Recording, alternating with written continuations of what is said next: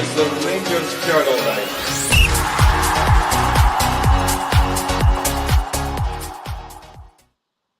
Yes, well, hello everyone.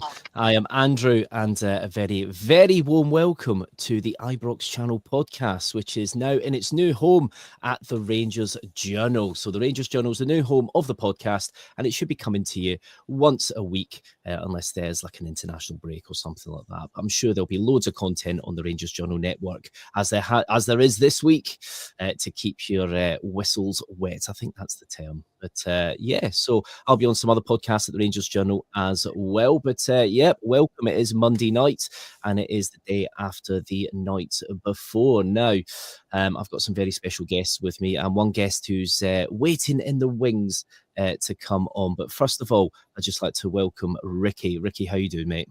Good evening, Andrew. Evening, Ryan. Hope you had a good weekend, lads. Yesterday was yesterday, but at the end of the day, it was 3 points and we move on. But I dare say we're going to discuss at length this fallout from yesterday, and I look forward to it.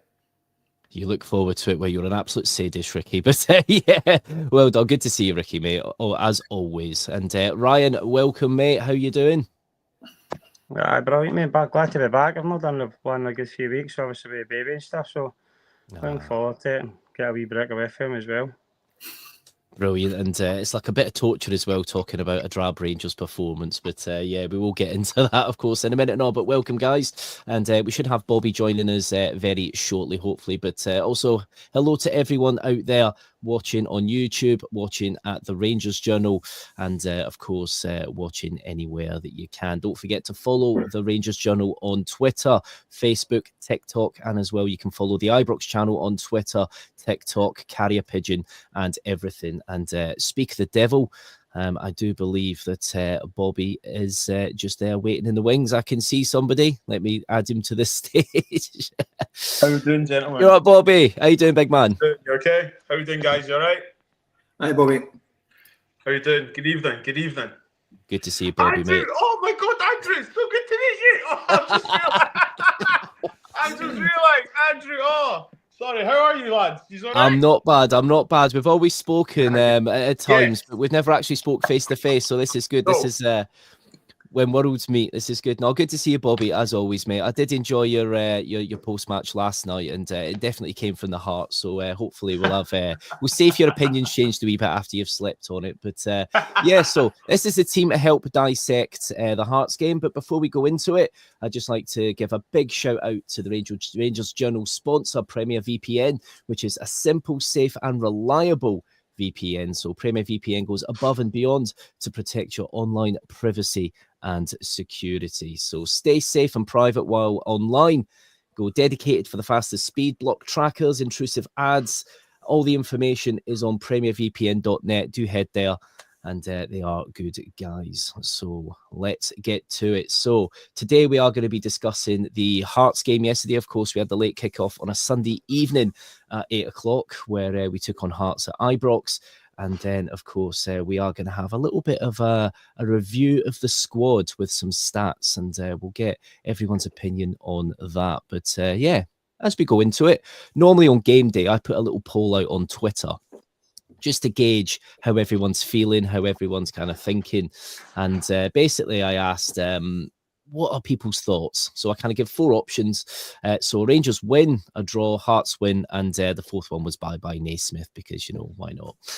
So 84% went for a Rangers win, 6% went for a draw, 5% went for a Hearts win, and 5% went for bye-bye Naismith. So over the past few weeks, there's not been a lot of confidence with, you know, us getting victories and stuff. So that looked very positive. So I'm going to ask you first, Ricky, how were you feeling going into the game yesterday? Well, on the strength of the European game, which was very good over in Greece, you have to say you've got to go there with the expectations of getting a victory. Not a comfortable victory, because it's obviously preceding the Thursday night, and generally we're absolutely hopeless of a European night. But that said, I was out yesterday afternoon and I missed the very beginning of the game, but I was with Ross and several other kind of lads who Rangers supporters, and we were all of the same opinion that we should go and win that game and win it in a really good fashion. And unfortunately, it didn't turn that way. Which, you know, I dare say we'll discuss over the next hour or so. Yeah, nice one. Bobby, how are you feeling going into this one, mate? Oh, sorry, Bobby, you're muted there, big man. I've got to say, let's all be surprised together.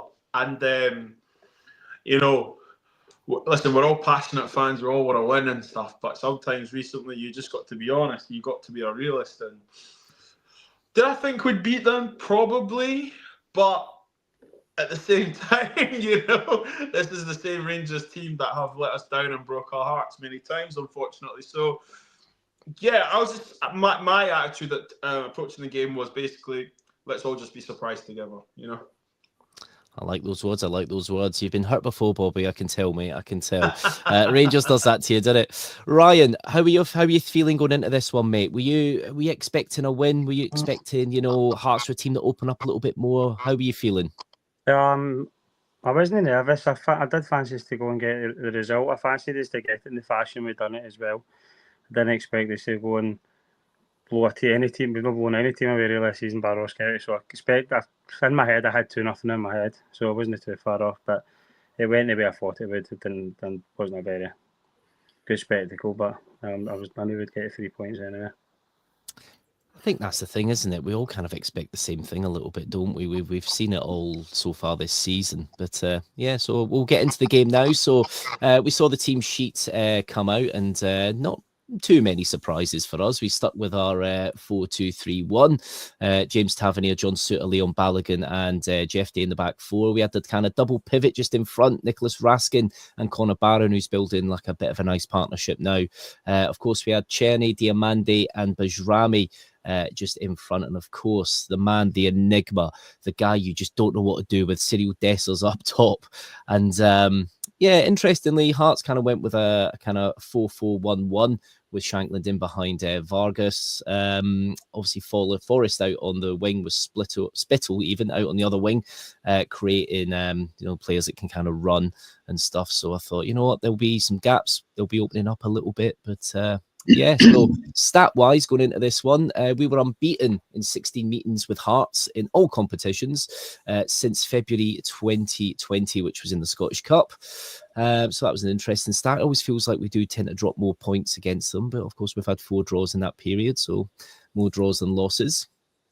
Hearts are without a win in their last 16 away games at Ibrox in all competitions since a victory in the 2014-2015 Scottish Championship season. A game I remember well when we conceded in the last minute after we equalised in the last minute.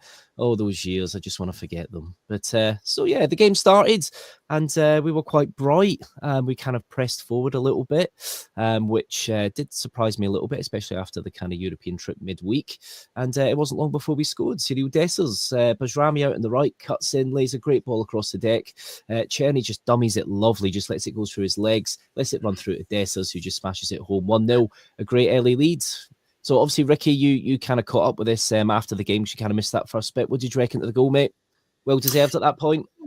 Yeah, I think we were pressing hard. I mean, I have caught up with the game, as you said. I didn't catch it at the initial start live because I was just on a bus getting home. But you know, I think, you know, going back to the question before, Andrew, you know, the last time Hearts came to us, they don't sit in Hearts. That's one thing. The game is always going to be open. But the last time they came, we beat them 5-0. And Clement sort of produced a really good performance.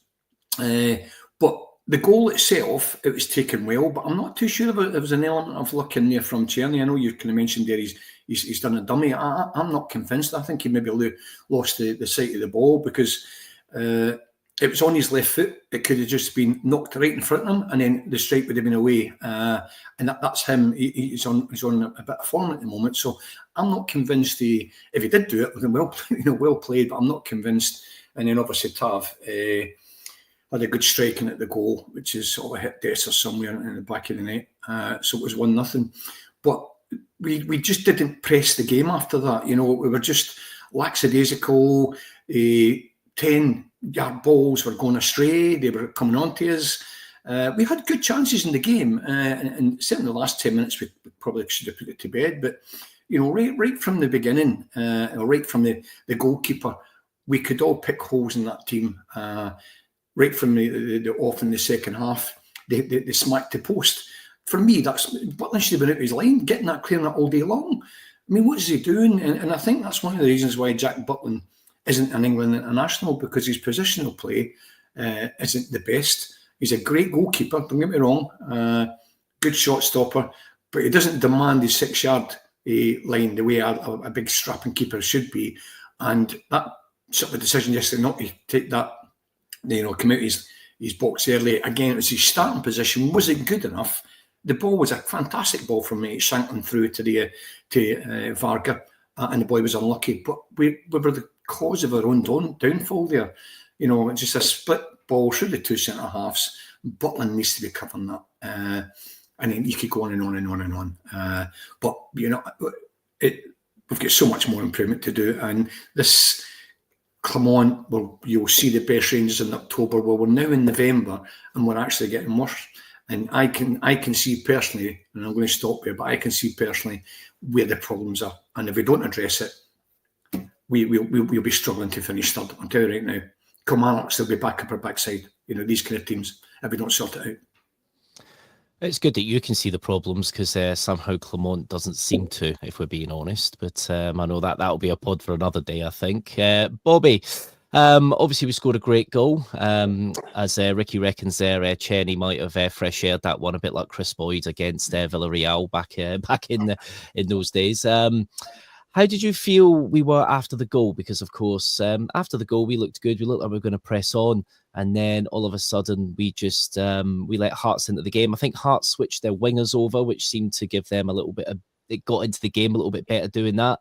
What did you reckon at that point after we'd scored? What were we doing wrong? What would you say, Bobby? Did we just get too complacent, or were we looking to just build slower? I think it's neither. We just don't have enough quality. We don't smell the blood. Great start. I don't think Hearts expected to concede so early. I don't think none of us expected to score so early. As I said, let's all be surprised together. I think what frustrates us and myself is that you've got the one goal now. Okay, go get another one. Hearts didn't really play bad, to be honest, and that's a credit to them, because they do normally struggle at Ibrox. But I don't know if I'm going to say this word leaders, right, and take ownership. And I know people might say, "Oh, we do have leaders." I don't think we have enough leaders to be like, stay on them, press their first touch. Like commentaries you hear on a Sunday league or a Saturday league, press their touch, into them, ball, win your tackles.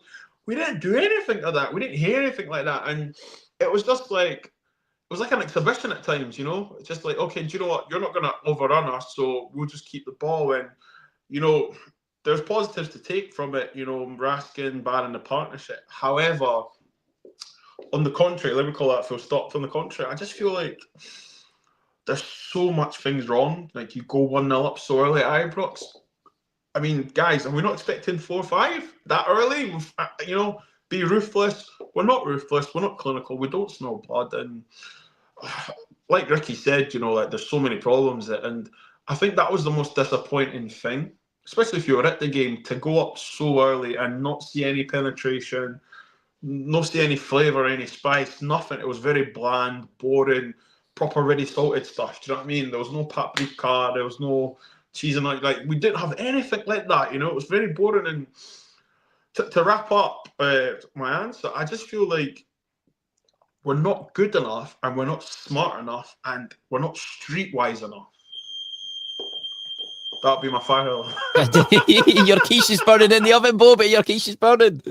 No, some very good points there from Bobby. That there is, it's almost like, Ryan, at times we need to almost play the Europa League theme at home against some of these sides, because now obviously we have an issue against some of the sides that have the low block, kind of understandably. Do you think that the issue lies with either a mentality, or is it to do with our shape, where we have this kind of shape that works well in Europe with teams with space, but when you're against teams in Scotland, this kind of 4-2-3-1. Should we be simplifying that, Ryan? I think my big problem is we've not got a lot of pace in the team. Probably your two best technical players are Sherney and Bajrami, so it's hard to say one of them shouldn't be out in the wing. I just think there's not enough balance in it. I think if you've got a one player that's kind of good on the ball, can take it, but he's not got that. He's not getting to the byline. We need somebody who can get to the byline. I think sometimes when the chips are down, or we're looking for a goal, or something just to turn their defences. I think it's very easy to defend against Rangers, and I think that's why we're not scoring goals. There's no guys peeling off and running full-backs ragged, or even the centre forward as well. Dessers doesn't run the channels, doesn't really. He's got his qualities as well. I'm not slagging Dessers, but I just feel as if we're very slow from start. We play in front of defences, don't we? We play in front of defences. We never look to get behind. Exactly. We play in front of them. Play in front of them. I think Jeffy's the only guy in the team that's got a bit of drive. He can go skin a player in the whole team. Do you know what I mean? I wouldn't mind seeing him pushed up a bit on the left wing. He'd give us a bit more width. It would be nice to see, because everybody's inverted forwards now as well, isn't they? So, see if you've got a left wing or a left foot and go on to right the byline. See, when you're watching Rangers as well, we're not missing a barrel load of chances getting zipped across the face of the goal or anything. Do you know what I mean? It's just all one-dimensional, and it's maybe that's the way he wants to play, and maybe it's going to click brilliant eventually. But it's a hard watch just now, Andrew, definitely. As Bobby says, we just play everything in front of us. We're easy to defend against. It is a hard watch, and it is very one-dimensional. Now, obviously, there's been a lot of chat on Dessers. Obviously, this was his third goal in 3 games. He's started to hit a little bit of form. Obviously, he made some comments in the week that I think very likely have just been kind of really over-analysed. He's been heavily relied upon at the minute. Like you were saying there, Jeff Day, I think, is someone very good that can run at a player. We don't have too many options like that. Bajrami's another who's very good at that. You can see him down the line running. One thing I noticed, especially Diomande. Now, Diamande's got a lot of talent and a lot of skill. And at times, he'll just take the ball turn and he's just created acres of space.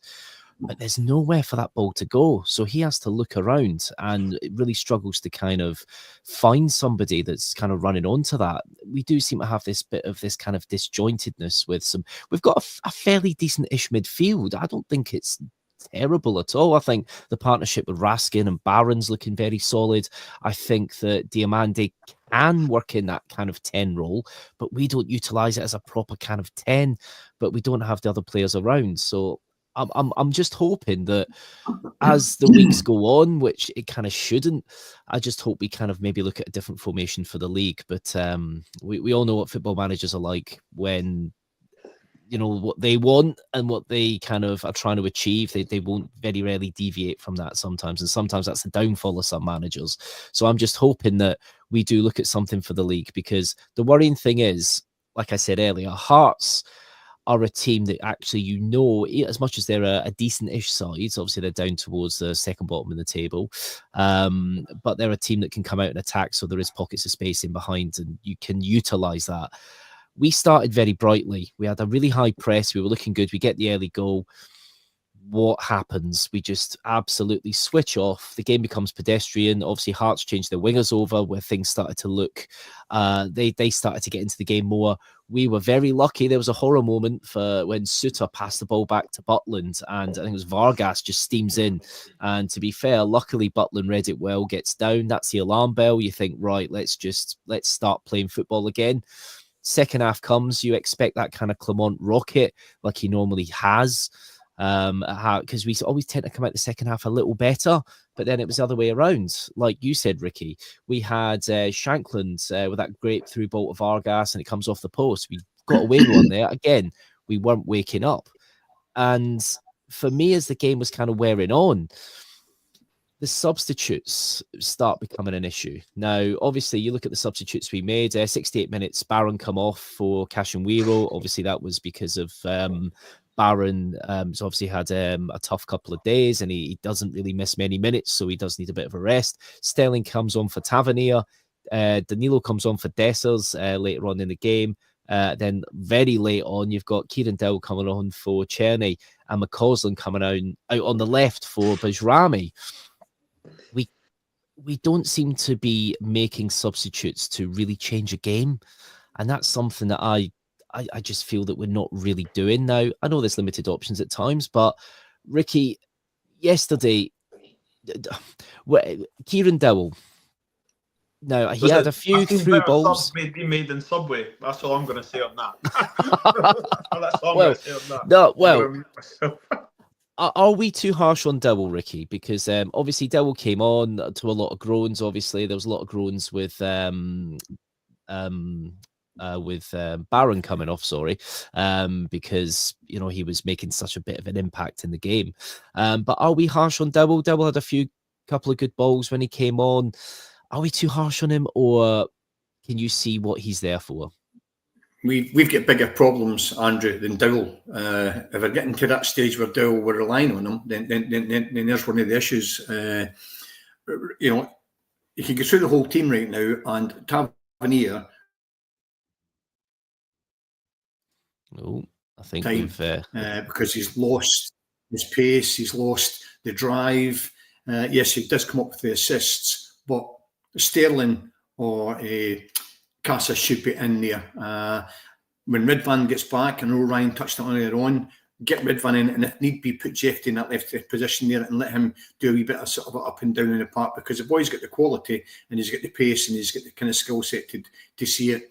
But as I've said in the group chat, Andrew, Diomande is getting hung out to dry, and we all kind of see that there's a football player there. But when was the last time he dominated the game or produced a good 90 minutes for us, mate? We can't afford to have flashes in such a key position.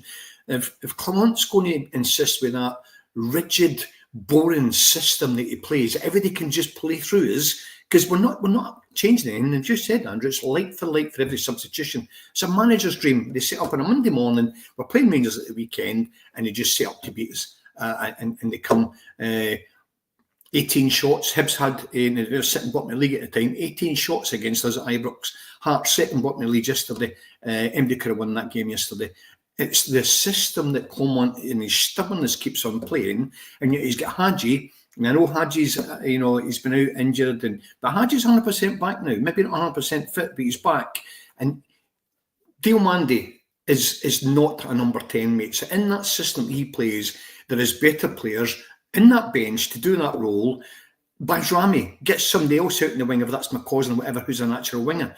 I don't particularly like McCausland starting the games at the moment. I think he's a little bit too young, and he's a better impact player. I think we've all seen that.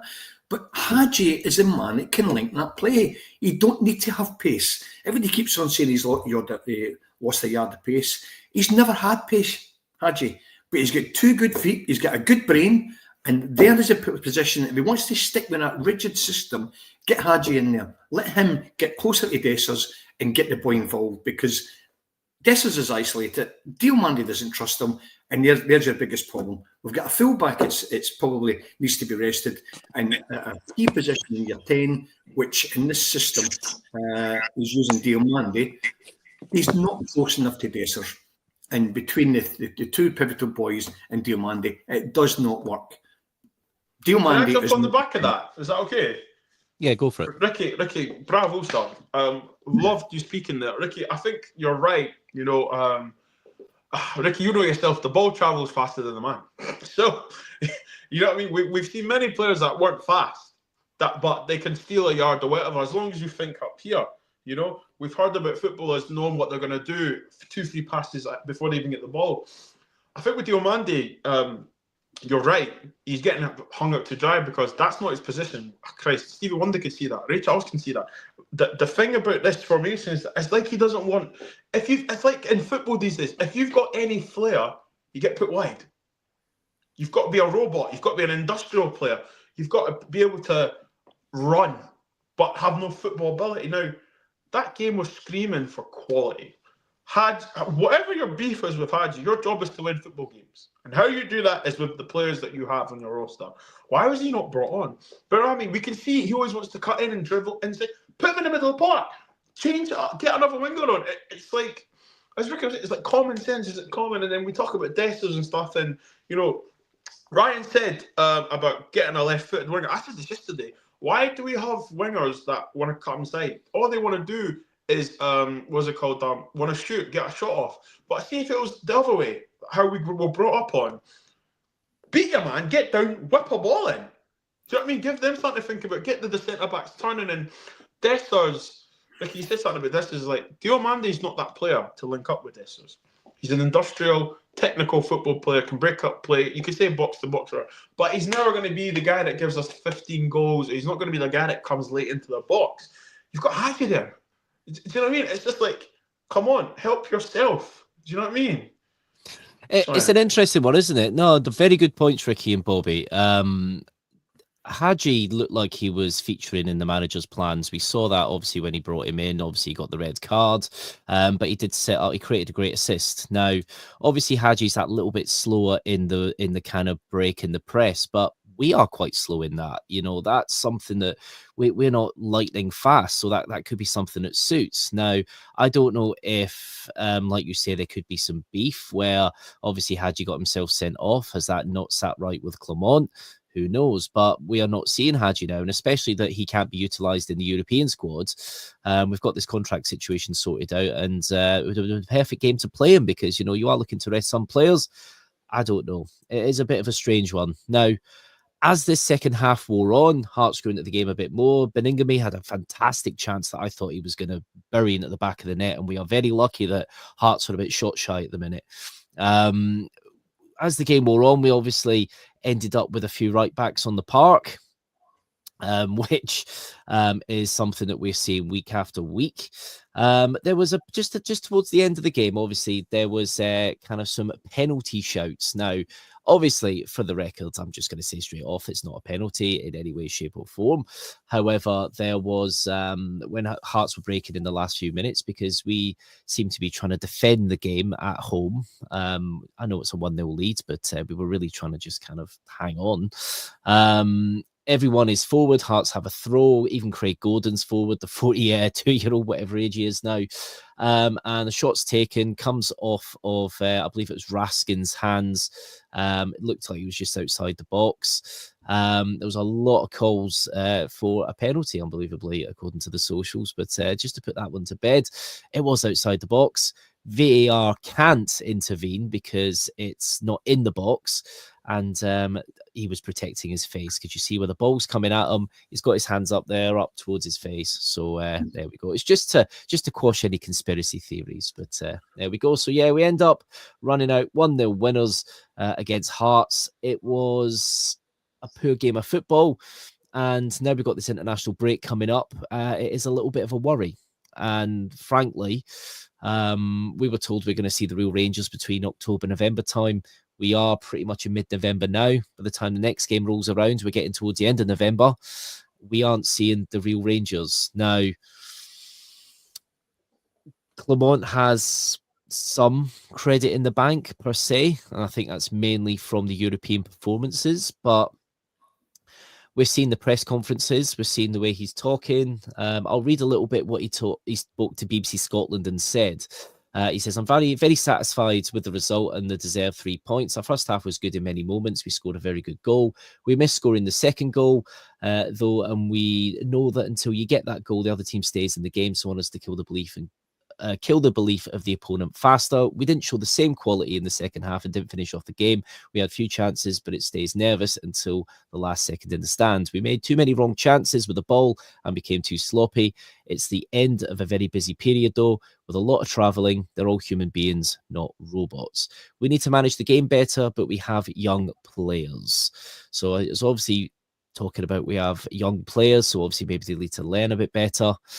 I don't know. But he also then says, I don't want to hear from anyone that playing in 4 competitions is tough. Players don't come here just to play in the league. There we go. So that was kind of Clement's comments at the end of the game.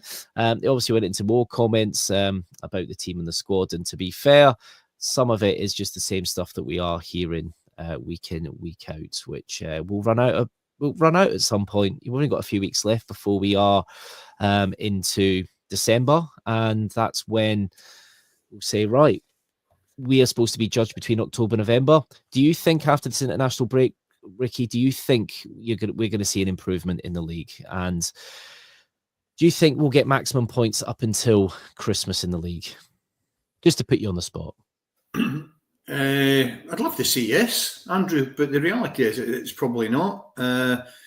We have got some very interesting European games in December, which we need to sort of go and try and get some victories if we want to progress.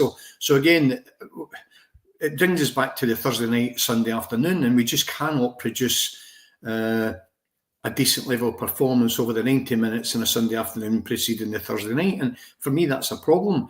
But, you know, I think Bobby alluded to it before he disappeared there, that, you know,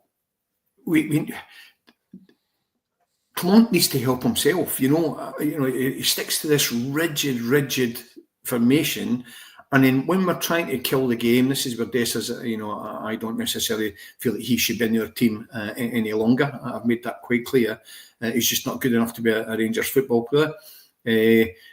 But part of the problem there is we haven't got anybody close enough to him, you know, to try and get the boy linked up. That's why I brought in Hadji. Hadji could be that person. But, you know, for us to go and keep on winning 1-0, 1-0, 1-0, I think it's a 7th or 8th victory this season alone, and we've got 1-0 victories. Yes, we've won the games, but it could easily turn into draws, drop points. We're 9 points behind Celtic and Aberdeen. We simply can't afford to lose any more ground. I mean, the league's probably gone anyway. The way Celtic are flying. We're going to be real about this. But Clement needs to find a way of having a plan B. And this is the stubbornness that's coming in, and this is where, for me, Clement, the clock is ticking on his tenureship at Rangers, because we're one result away from him losing his job. We're 4 weeks, 5 weeks away from a transfer window. Does the board, who've said there's money to be spent, we'll wait and see if that's the case, do the board give him or cop in the money to bring in additional players? I wouldn't trust him. You know, with the players he's brought in. Now, Diomande is a bit of an enigma because he didn't bring Diomande in. That was under Beale with an option, not an option, an obligation to buy. So the $4.5 million spent on Diomande, if he doesn't change his system, it's $4.5 million down the drain, because Diomande will never ever produce 90 minutes of dominance that we need from a central midfielder, a creative midfielder, which they're asking that lad to do, and it's not his position. He's an energetic box-to-box number 8, not a 10. And you can't drop him in with in that formation with either, because he's not a 6, he's not a Raskin, and he's not a Barron. You know that they two little boys, as little as they are, they're playing well together. They're little bulldogs, and they're a big positive for me. Those two lads, the understanding they're getting, and Jeffrey's looking as if he's going to be a good player for us, as does Casa and Sterling. But those two lads they're not getting them into the team, because Tavernier just seems to have this stranglehold in every manager that comes to Rangers. He needs to be dropped. Get one of those boys in there. You know, they give us the drive, the energy. We see it all the time. 3 right backs in the pitch yesterday at one point, and it's not the first time. And I don't understand where Clement's coming from that. It's just all over the place. The players don't know the system. Us, the punters, are watching it thinking, what is going on here? And something has to change. It's either Clement goes or he changes the system to try and save his own job, because we can't continue like this. We cannot continue like this. Ricky, you're 100% right there. And this is something I think we can expand on a little bit, because there has been, especially in recent history, we see a lot of players come to Rangers and kind of play okay, you know, and then end up moving on for probably either less money or around the same money, and then end up excelling elsewhere because we've not utilised those players properly. Ryan, this is something I'm going to kind of speak to you about now, I think. When it comes to, do we utilise players properly in our team? And because we clearly can get more out of our players, can't we, if we have the right system? Do you think that this is just an issue with modern managers? Because it's not just been Clement do this at Rangers. You know, Gerrard was a bit better with utilising the kind of systems properly, because he used to change things a bit more. But, you know, since then, we've seen obviously Giovanni van Bronckhorst, we've seen Michael Beale, and of course now we've seen kind of the same thing with Clement. Do we have the old square pegs for round holes far too much in this squad? I get what you're saying. I don't think the manager's come in and improved any player. That's a big worry. Like the likes of, I was hoping to see a bit more for Cortez and guys like that, but obviously he's injured every 6 months, every 6 weeks. Sorry. But even though, like, so you're talking about wasting players or not getting full potential out of players, I think that's a big thing with Bujrami. I think we could get him a lot more involved in the game, playing in the 10. I don't know where he was signed to play, left on the left hand side or in the 10, but I feel as if we're really wasting him at the moment. I feel he's got a lot of ability, he could give a lot more to the team, been more centering, been more involved in everything going forward. I just think he's kind of lack of pace, kind of is on the left hand. For a guy that isn't that quick, he still managed to get by players. I just feel as if Rangers are really missing number 10. We've been saying it all season, and I just feel as if it's screaming out for him to get in there and link up that play. He's both footed. He can play passes to either side. He can hit a shot. I just think it's tailor made for him to play in there, and I just think that's where we're hoping. I don't know about you guys, but I think it's just so obvious to see. And maybe it's the option. Maybe we don't have a left winger we can trust to play left wing. That's the thing. I don't really know who we'd put in there. I would have. It's thrown a dart in it and see who you'd want to play in it, who'd play best in it. But I think Jefty, with Yilmaz comes back, and get a left back. I think Jefty could go up there. We'd see better of him as well, because I don't think he's a great defender. So I think we'd see better of him. He would improve his game at left wing, and I think Bajrami would improve his game through the middle. And I think Bajrami would improve everybody's game around him as well, to be honest. So I think that's kind of something that's really holding us back at the moment. I don't think he looks like a left winger. Yeah, do you know what? I actually agree 100% there. He's done okay out there, and he's been able to blow past people. We've seen it in a few. Yeah, he's been good, but we're not utilising him fully there. That's probably the best example. I totally agree. I would have said Yilmaz as well, coming in at left back, just so he can push Jefty up that bit higher, because obviously without Cortez at the minute, we are lacking in that area. Now, it's an interesting situation, and I don't think it's going to improve anytime soon, sadly. We see little sparks. We see things get a little bit better, especially when we go and play in Europe. We just play in Europe every week. I think we'd probably end up winning the Europa League at some point, the way we play in Europe at times. But, that problem of winning consistently and having a team that works in Scottish football seems to be an issue. Now, we're going to move on to the next part of the show now, gents. Bobby, if you are listening on the audio podcast, Bobby has, I think he's burnt the quiche in the oven, so I think he's had to go and deal with that. But thanks for coming on, Bobby. But we're going to have a little bit of a November squad review now. So I'm going to actually put a slide up on the screen. I'm going to add this here so we can all see it. Now, if you are watching on a smart device, it might be best to put this on your telly via YouTube app. But this is all the basic information for each player in the squad. So how many times they've been in the squad at the top, how many times they've played, goals underneath, assists, and if it's the goalkeepers, then it's clean sheets. And then our top 5 goals and assists to date. Now, looking at our top 5 scorers, just on the off there, you can see a massive kind of gulf between Dessers and even Cherny and the rest. And even, I guess you could count Lawrence into that mix as well. We are a team that doesn't score enough goals. Is that, Ricky, is that alarming for you when you look at our top goal scorers? Obviously, Dessers sitting at 10, a player that is a Marmite player that some people would be happy to see the back of in this team. Andrew, it's not good enough. It's as simple as that. And it's, Bobby and Ryan sort of mentioned earlier on, the quality of our squad. It's a bit of a kind of sticky one, because I believe we have got good players. I just think it's the system that Cleveland insists that we play on a Saturday afternoon at Ibrox. And I just don't think it's working with the personnel that we have. And I think that's the problem. I don't necessarily...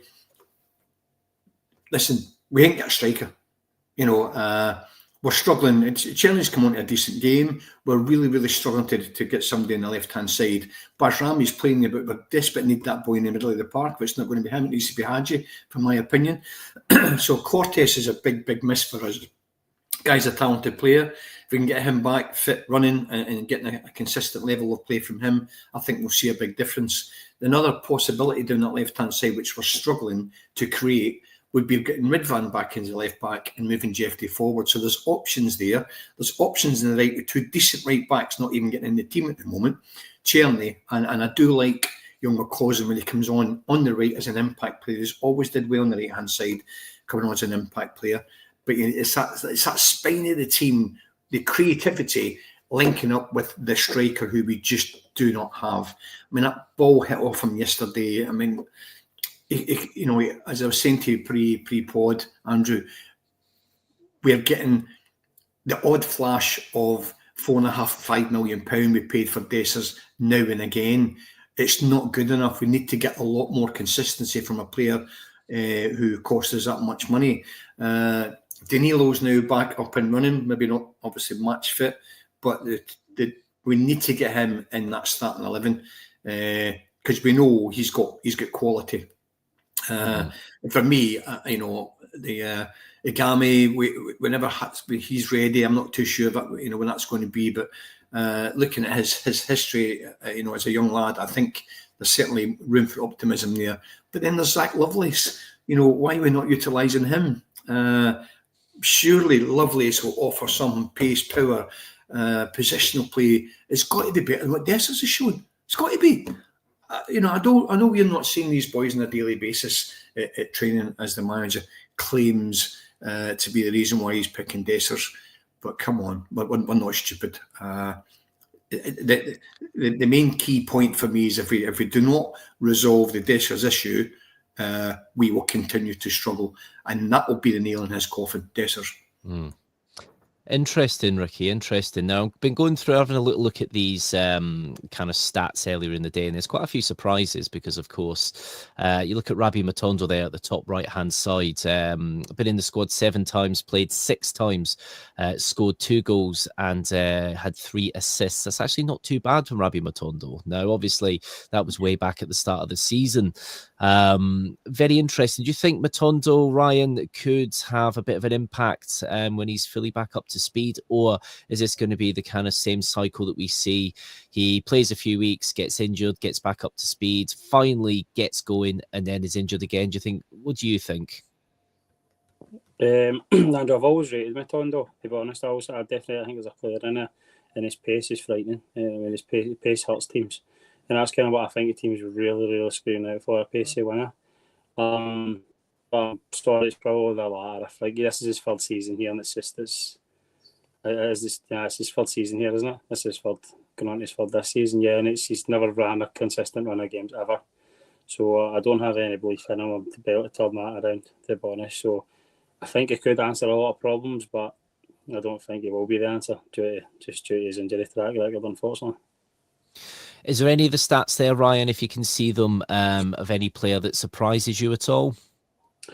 The defenders, not a single goal between them. Not a single header, not a single scrammy in the box, nothing, not one goal between the lot of them. I think that surprised me when I was looking. I was like, well, maybe I've not noticed our centre-halves don't win headers and don't score goals, and you need that as well. You need goals to come from over the park. You can't just rely on the front 3 guys, and the midfielders aren't really scoring goals. It's just the same guys that score goals. And there's not a lot of goals, as we kind of spoke earlier about in the journal WhatsApp. There's not a lot of goals being scored by Rangers, no. and it's glaring to see. But I didn't realise no defender has scored. I think Tavernier scored 1. Yeah, Tavernier scored 1, probably a penalty. Not a penalty against him, but it's probably a penalty scored. And then the centre halves and stuff. I'd like to see the centre halves start to come up with a few numbers. You need your centre halves to score goals from corners. To be fair, I think Proper has scored 1, but he scored it in the wrong net. But yeah, we'll leave that one there. But no, it's a pretty damning stat, actually, because when you look at, I know when you look at set pieces and stuff, I guess Arsenal's always used as a good example. They weren't very good at their set pieces. They worked on it and then became best in league under Arteta with their set pieces. Now, every team kind of approaches them in, I guess, not necessarily a similar way, but there is a method that is worked on. Now, I know from corner kicks, I think allegedly the stat is something like 13% of corner kicks result in a goal, which seems extremely low. But I guess when you break down corners in a game, it could be. We seem to have a bit of variety with our corners. We do in-swinger, out-swinger, a bit of everything, but we don't seem to score from it. Ricky, do you think that Are there any players for a start there that surprise you when you're looking at the stats of any of them? Obviously, Ryan saw the defence has not had a goal or even. I know you're not necessarily going to get an assist there, but when you look at where Connor Goldson used to have them kind of great diagonal balls over the top sometimes, is there anything that surprises you there? No, not really, mate. To be honest with you, because we're just struggling to get goals from across the whole of the team. It's not just the final third. It's across the whole of the team. If you're going to have a successful team, and you look at them across the city, they're pitching goals in from all over the park. And we used to be like that once upon a time. We just don't. And again, if it's a system, this manager's holding us back, holding these players back, playing this horrible, boring football to watch, then again, you know, we're not going to score if we don't try and make that play. And the formation stifling is somewhat. An awful lot, in my opinion. But I suppose the one thing, and again, I'm not going to disagree with Ryan, but I am not a fan of Matondo, mate. He's on the best part of 30 grand a week, £28,000 a week, is led to believe. And he's poor. He's a poor football player when it comes to that kind of money. Yes, he's got blistering pace, but for me, being an old school football player, if I had that pace, I'd be sitting deep. I'd be knocking the ball by the fullback is marking me and just running like mad onto the ball. It's basic stuff, but he doesn't know. He doesn't realise to do that, and it's so frustrating watching Matondo because he doesn't utilise that pace anywhere. And again, he's a bit of a player like Dessers. He'll come up with a moment of magic. The goal against Celtic to equalise at 3 each, a moment of absolute brilliance, and and we thank him for that. But do we get what we need from Matondo when he's playing 90 minutes? Not for me. I think that he's a player that I would be quite happily to offload and spend that money elsewhere, because he's not a £28,000 player. Do you know what? I've got to be honest here. I might be part of the few people, but there's a side to me. I'm in Ryan's camp a little bit when it comes to Matondo. I was really excited when I saw Matondo coming in. Obviously, Schalke, I think, paid something like €12 million for him. He had that potential. He was, I think, recorded as one of the fastest footballers at that point with one of his sprints. The worrying thing for me is with this squad, he looks like one of the few players that might actually be able to do something. And that says a lot when it's a player who is very disjointed between his kind of what he's doing and his finishing. When his first season here, nothing could stick to his feet. Anytime he got the ball, it was out of play. It would come off and go somewhere else. You could see he's grown into Scottish football a bit more, but it's the fitness now that's a real serious concern. It's that old Rangers curse. But no, the big thing taken away from all this, you look at assists as well. Czerny top assists with 9, James Tavernier with 4.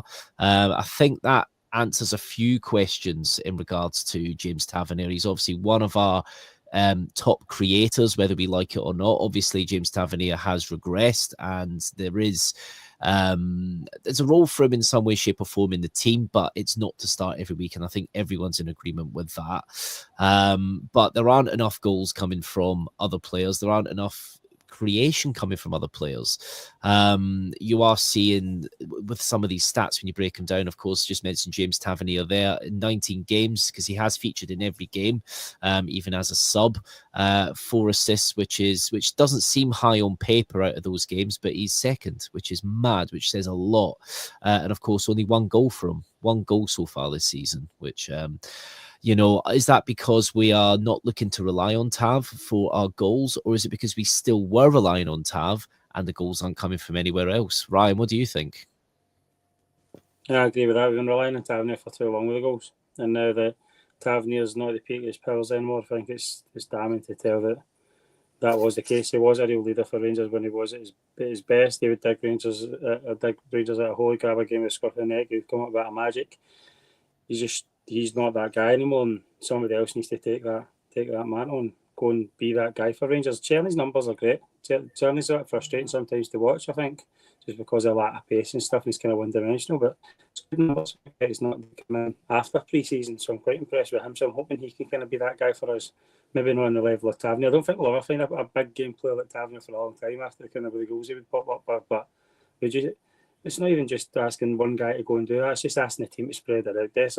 Dessers is one in every two. Can maybe do a little bit better than that. Czerny's goal to game, goal and assist the game is really good as well. So for a guy that's going in and trying to find his feet at the club and find his feet at with the level of football here and stuff. I just think everybody else needs to kind of chip in. Chef did no assists, 16 games. You know what I mean? So do you know what? That's damning, isn't it? When you you get him left wing, and then I can see he's not set up a goal yet. So maybe that would be better for him if he was up that side of the park. Maybe he'd be able to chip in with goals and assists because he gets himself right in that final third. So that's the kind of winning thing. You kind of catch him in that final third a lot, and he's not registered a goal or assist. So guys like him could maybe just puff their chest and put their shoulders back on it.